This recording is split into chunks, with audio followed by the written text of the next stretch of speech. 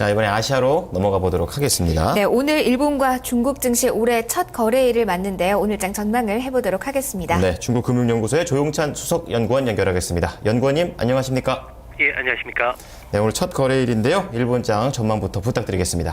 네, 일본 증시는 상승 흐름을 이어갈 것으로 보여집니다.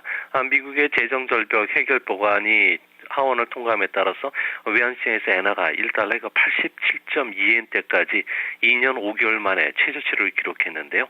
이로 인해서 수출주를 중심으로 해서는 상승 흐름을 이어갈 것으로 보여집니다. 다음 주에는 재정 지출을 늘리는 긴급 경제 대책이 마련이 되는데요. 이 때문에 아무래도 추가 경정 예산안이 곧 국회를 통과할 것으로 보여집니다. 이로 인해서 신규 펀드라든지 해외 헤지 펀드를 중심으로 해서는 경기 민감주라든지 그리고 경기 부양책과 관련된 철강이나 해운, 부동산 쪽으로 매수세가 유입될 것으로 보여집니다. 특히 일본 증시가 3일 연휴 기간에 미국 시카고 선물 시장에서 니케이 선물 주가가 큰 폭으로 올랐는데요. 특히 종목별로 오르는 종목 중에서 어드밴티스트라든지 파나소닉, 소니, 교세라 그리고 금융주 쪽에 주가 상승이 컸었던 만큼 이들 종목 중심으로 매수세가 집중되지 않을까 보여집니다.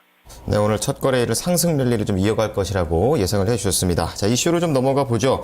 자, 일본에서 금이 대규모로 해외로 좀 유출하고 있다고 합니다. 세계 각국에서는 금을 좀 사모으고 있는데 일본은 또 반대로 팔고 있습니다. 이유가 뭔가요?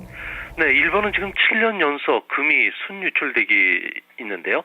특히 이제 2011년에는 사상 최대인 110톤이 해외로 빠져나갔고요. 올해는 작년에는 10월까지 55톤이 해외에 나갔다고 합니다. 일본인들이 금을 파는 이유는 일본 경제 디플레이션 현상 때문에 그렇습니다. 우리나라나 중국은 인플레이션 우려로 인해서 돈보다는 금이나 실물 가치를 선호하지만 일본은 지금 15년째 디플레이션이 장기화되면서 실물 자산이 계속 떨어지고 있다고 합니다. 그리고 이로 인해서 금보다는 현금을 선호하는 그런 현상이 강하게 일어나고 있고요. 또한 일본이 엔화가 실제 이상 과도하게 고평가된 것도 원인이 되고 있다고 합니다. 엔구와 디플레이션이 계속되는 한 금 유출이 계속 일어날 것으로 보여지는데요. 일본에서는 디플레이션이 진행되고 있는 원인이 불충분한 금융 완화뿐만 아니라 노동인구 감소 그리고 세계화 등의 경쟁 격화도 있고요. 또 소비 부족과 같은 다양한 원인에서 발생됐기 때문에 하루아침에 디플레이션을 탈출할 수는 없을 거로 보고 있습니다. 일본에서조차도 2014년 정도가 돼야지 디플레이션이 탈출이 가능하기 때문에 당분간 금 유출은 계속 진행이 될 것으로 보여집니다. 당분간 금 유출 이어질 것이다라고 전망을 해주셨고요. 중국 쪽 살펴보도록 하겠습니다. 지난해를 보면요, 오랜만에 상승률을 기록하면서 중국 증시가 마감이 됐는데요. 올해 좋은 스타트 끊을 수 있을까요? 네, 오늘은 기대할 수 있을 것으로 보여집니다. 새 외국인들의 주식 매수세가 좀 확대되고 있고요. 증권회사의 뮤추얼 펀드가 허용하는 등 수급 사항으로도 호재가 많습니다.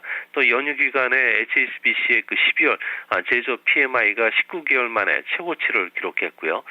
미국의 재정 절벽 문제도 해소됨에 따라서 경기 민감주를 중심으로 한 주가 오름세가 이어지지 않을까 보여집니다. 또한 1월 중순부터 시작될 상장 기업들의 실적 발표도 금융이나 부동산 쪽에 호재들이 많기 때문에 아무래도 대형주 쪽으로 주식시장에 쏠림 현상이 있을 거로 보여지는데요. 특히 1월 달은 황금 소비 시즌인 만큼 백화점이라든지 소매, 음식료, 주류를 비롯해서 실적 호전세가 뚜렷한 금융이나 부동산 그리고 석유화, 건축 자재 쪽으로 매수세가 좀 유입될 것으로 보여집니다. 네, 상승의 우호적인 환경이 조성됐다 이렇게 보시고 계신데요. 중국 증시 오늘 상승할 수 있을지 확인을 해보도록 하겠습니다. 네, 연구원님 오늘 말씀 잘 들었습니다. 네, 감사합니다. 네, 고맙습니다. 네, 올해 첫 거래일 일본과 중국 증시 전망을 해보는 시간 가졌습니다. 자, 이어서 아시아 시장을 움직인 재료들 키워드로 살펴보겠습니다. 김보성 캐스터입니다.